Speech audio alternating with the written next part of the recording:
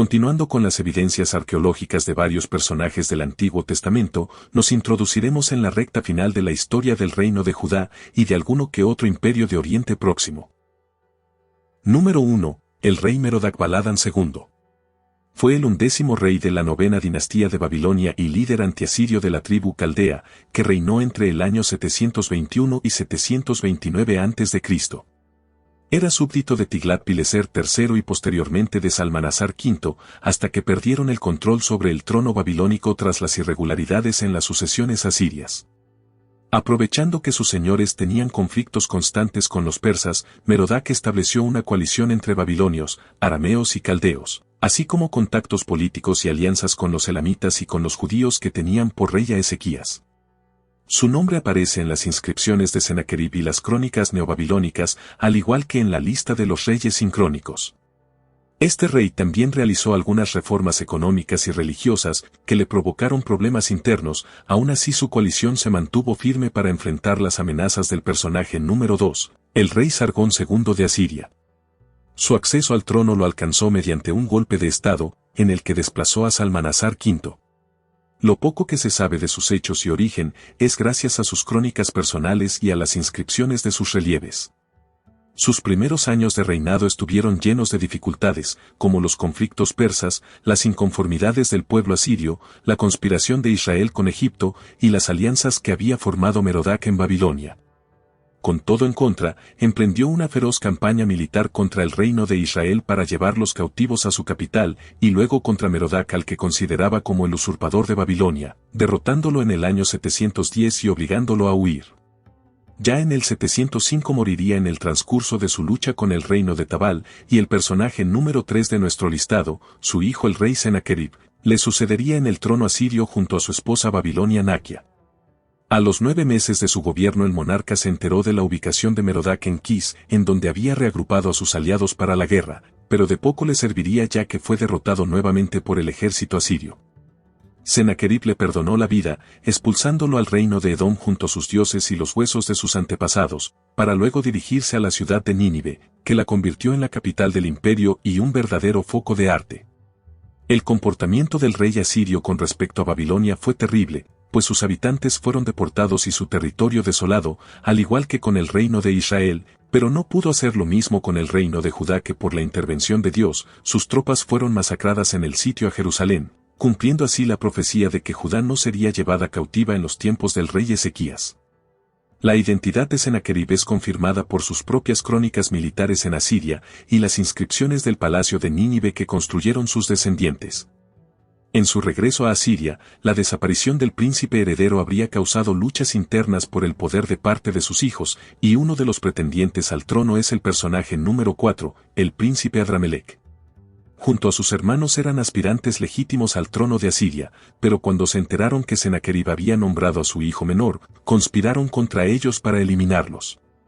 El rey fue advertido acerca de esto, por lo que pudo enviar a su hijo menor al exilio para librarlo de una muerte segura, pero antes de que pudiera hacer algo, Adramelech y sus hermanos lo asesinaron cuando éste le rezaba al demonio Nisroch en el templo de Nínive.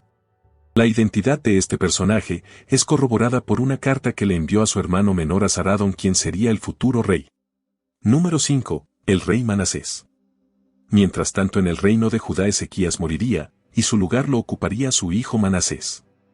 Al parecer este monarca desatendió la advertencia del cautiverio que el reino cargaba, y le rindió culto a los dioses que había adorado el rey Acab años atrás, pero con la diferencia de que llegó a ofrecer a sus propios hijos como sacrificios.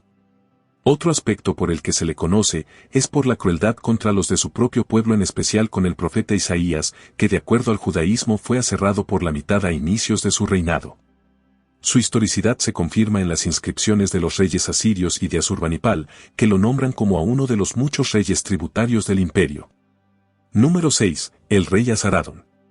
Luego de la muerte de Sennacherib, se desató una corta guerra civil de 42 días en Nínive que supuso el fracaso de los hijos conspiradores, y en el año 681 el hijo menor Asaradón ascendió al poder. Una vez en el trono se dedicó a la tarea de restaurar Babilonia, arruinada por su padre en la guerra que tuvo con Merodach, dejando a su hermano Nait-Marduk como soberano de la región. Luego sometió a los sirios, a los fenicios, a los hebreos de Judá, y a los egipcios contra los que arremetió con grandes ataques, por la enorme influencia que tenían sobre los primeros reinos. El final de su gobierno fue un amargo recuerdo de su ascensión, ya que su heredero murió prematuramente y 2 de sus hijos desaparecieron. Esto le motivó a repartir el imperio entre los 2 hijos que le restaban. El territorio asirio sería para Asurbanipal y el reino de Babilonia para Sama-Sumukin, solución que no contó con el visto bueno de la corte ni con el del clero. Moriría en su regreso a Egipto mientras cruzaba Siria, por lo que le sucedió en el trono su hijo Asurbanipal, nombrado heredero años antes. La veracidad de Asaradón se basa en el tratado de sucesión al trono y las inscripciones cuneiformes en los palacios reales hechas por sus hijos. Número 7. El rey Tiraka. Como era de esperarse, el rey Manasés pagaría caro por todas sus negligencias en Jerusalén, por lo que fue llevado cautivo a Babilonia por el rey de Asiria, junto a otros reyes entre los que se destaca Tiraka, rey de Etiopía, que años atrás había hecho una alianza con su padre Ezequías. Cansado de las sublevaciones causadas por Egipto y atendidas por los reyes del sur, el soberano asirio los llevó encadenados como animales y con garfios atravesando sus labios, para que presenciaran la gloria de sus dominios. Aquí tendría lugar el arrepentimiento de Manasés registrado en 2 de Crónicas capítulo 33 y verso 12. La historicidad del rey Tiraka se debe a las crónicas asirias y las inscripciones del templo de Faras en Nubia. Tras la muerte de Candalano, el último rey de la 10ª dinastía de Babilonia, y de Asurbanipal, rey de Asiria, el imperio sucumbió ante las luchas internas por el trono caldeo, ya que no se había designado a un sucesor, hasta que terminó en poder de Nabopolassar en el año 620 a.C., para establecer la dinastía neobabilónica en Oriente Próximo. En el año 614 se alió con Ciaxares, rey de los Medos, y aquí entra el personaje número 8 de nuestro listado, ya que esta alianza consistió en el matrimonio de su hijo Nabucodonosor II con la princesa Amitis, la nieta de Ciaxares.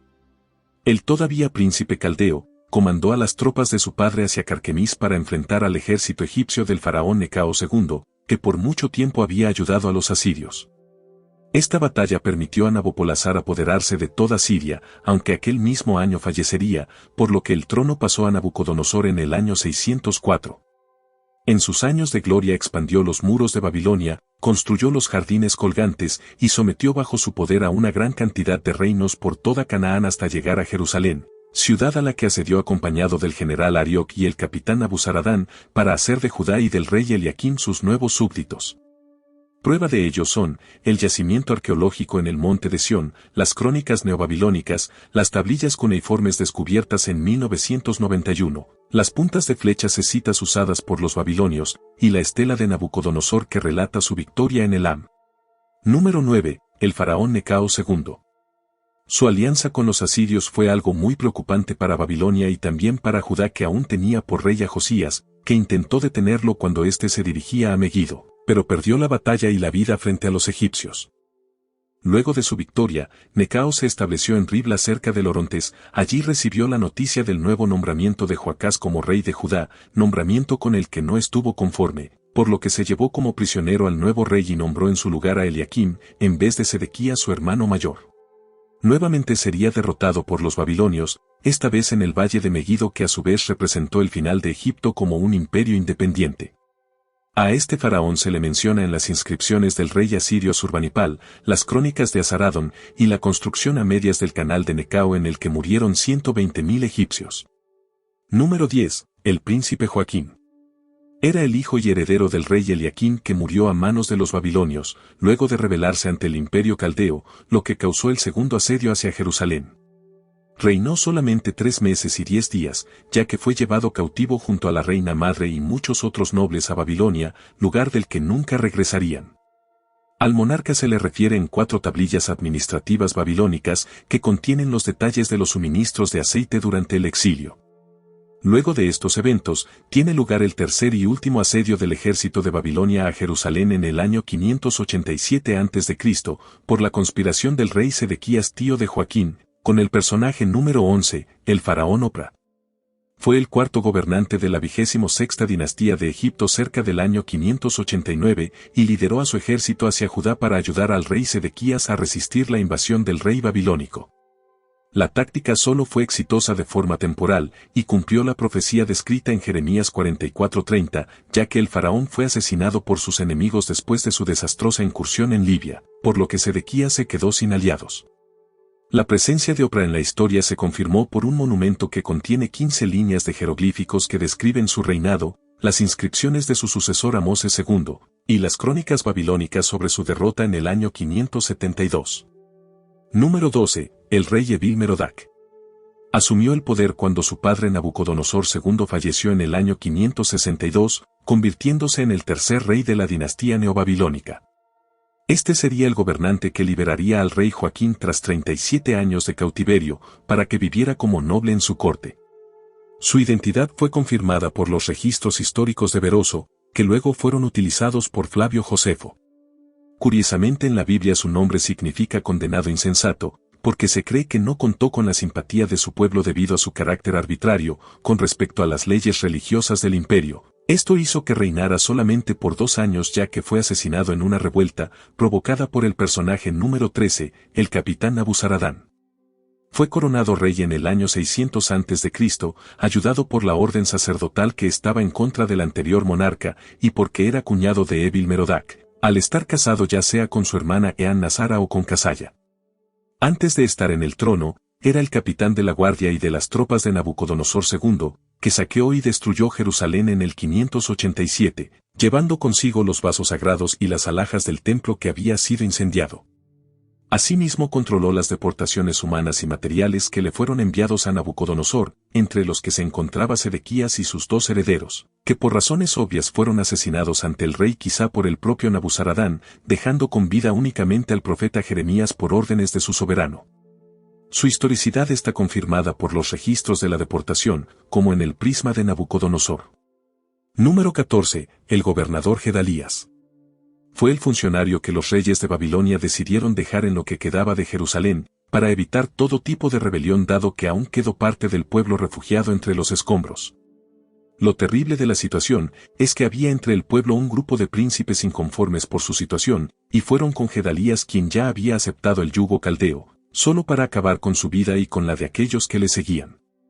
Este grupo huyó a Egipto temiendo a la respuesta de Babilonia, pero Jeremías les advirtió que morirían de todas formas en tierras extranjeras.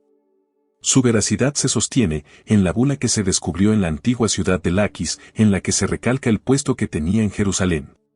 Por otro lado, el reinado de Nabuzaradán duraría solo 4 años sucediéndole en el trono su hijo Labás-y-Marduk, que gobernó por 9 meses en Babilonia siendo un joven. Por sus constantes blasfemias contra los dioses, fue víctima de una conspiración de sus amigos que lo torturaron hasta morir, para proclamar como rey al personaje número 15, Nabonido y su hijo Belsasar. Fue el último rey de la dinastía neobabilónica, que luego de marcharse a Taima para dedicarse a la construcción de templos, decidió dejar a su hijo Belsasar como corregente en Babilonia.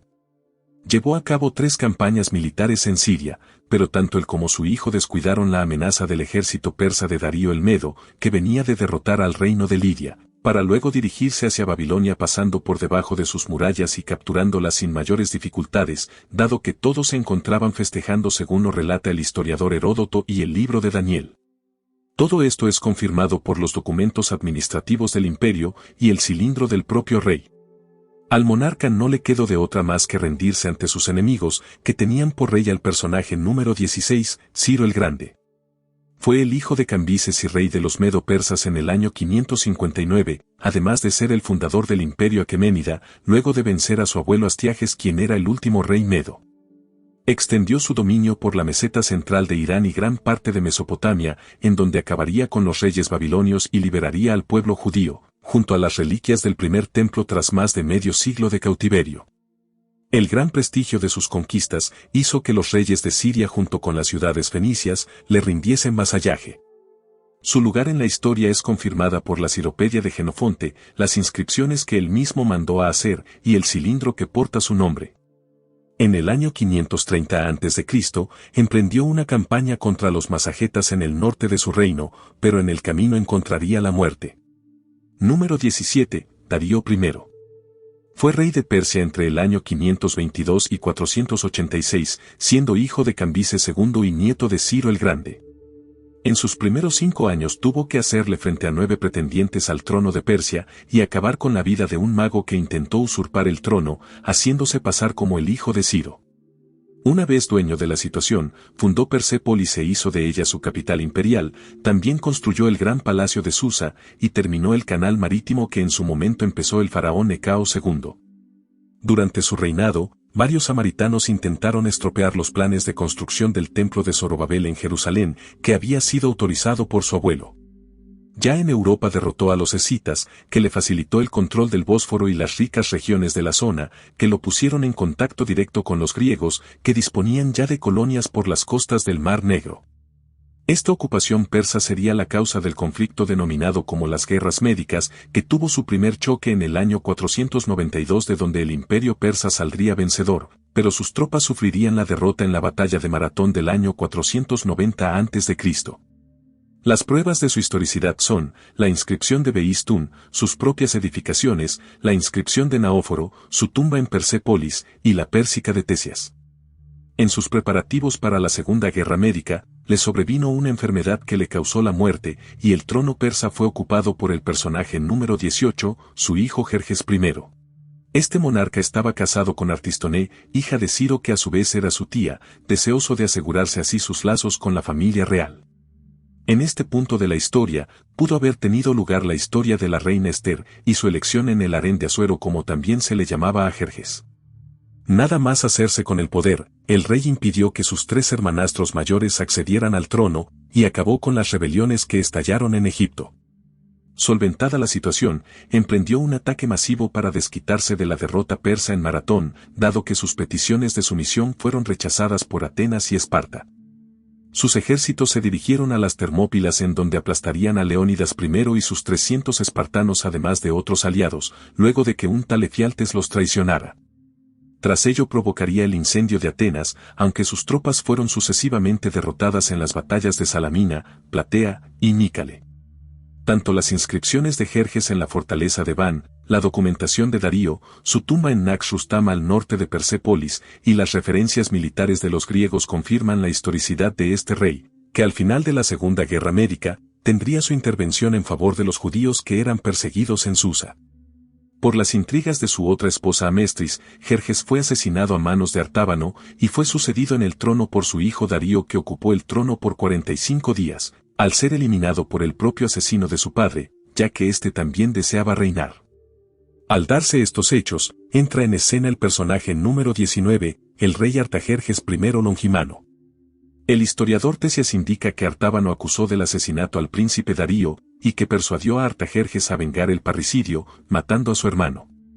Pero según Aristóteles en su obra política, nos dice que Artábano acabó primero con Darío y luego con su padre, y cuando Artajerjes lo descubrió, mató a este junto a sus hijos. Lo cierto es que durante su reinado, algunos funcionarios importantes de Persia, conspirarían nuevamente para detener la construcción de los muros de Jerusalén, al arribo del escriba Esdras en el 7º año y de Nehemías en el 20º. La consolidación de su trono se dio en el año 465, pero la guerra contra Grecia aún no había terminado, solamente cambió del territorio continental hacia el Mediterráneo oriental. El rey enfrentó una importante rebelión en Egipto, por el apoyo que Atenas les había dado, y la guerra fue tan despiadada que duró 10 años. Sin embargo, los persas finalmente lograron acabar con la rebelión y expulsaron a los griegos. Al final ambos bandos terminaron exhaustos y decidieron llegar a un acuerdo llamado la Paz de Canas. En los años siguientes, la sucesión real involucraba conflictos entre los aspirantes rivales al trono de Persia, en los que se incluía al personaje número 20, Darío II. Este rey gobernó desde el año 423 hasta el 404, y pasó mucho tiempo sofocando revueltas, dado que algunos lo consideraban como un bastardo indigno de ser rey, ya que era hijo de una concubina babilonia llamada Cosmartidene y no de una reina. Ya en el poder hizo matar a varios de sus hermanos y primos, que habían maquinado contra él, asimismo lidió con numerosas sublevaciones de parte de los medos y egipcios. Fue durante su reinado, que los muros de Jerusalén estuvieron acabados, tras años de interrupciones por los enemigos de Israel. Como prueba de su veracidad, se encuentran las monedas de oro de su época, su relieve junto a los reyes aqueménidas y los documentos firmados por sus sátrapas en Egipto y Babilonia. Al final, su gobierno se vio empañado por las intrigas de su esposa y su hermanastra Parisatis, quien deseaba que el trono pasara a su hijo menor Ciro, y no al verdadero heredero Artajerjes II, pero al morir Darío, este último se coronó como rey y quitó de su camino al joven Ciro. Le siguió en el poder su hijo Artajerjes III, y luego su nieto Darío III, que sería el último rey de Persia, al ser derrotado en 2 batallas sucesivas por Alejandro Magno, personaje clave dentro de la historia de Israel y las profecías judeocristianas. Así es como llegamos al final de este video, demostrando que la Biblia no solo está compuesta por poesías o profecías, sino también por relatos históricos, que le dan un carácter más serio al momento de leerla o de estudiarla. Espero que el contenido te haya gustado, de ser así te agradecería mucho que le dieras like, que te suscribieras al canal y que lo compartieras con tus amigos. Muchas gracias.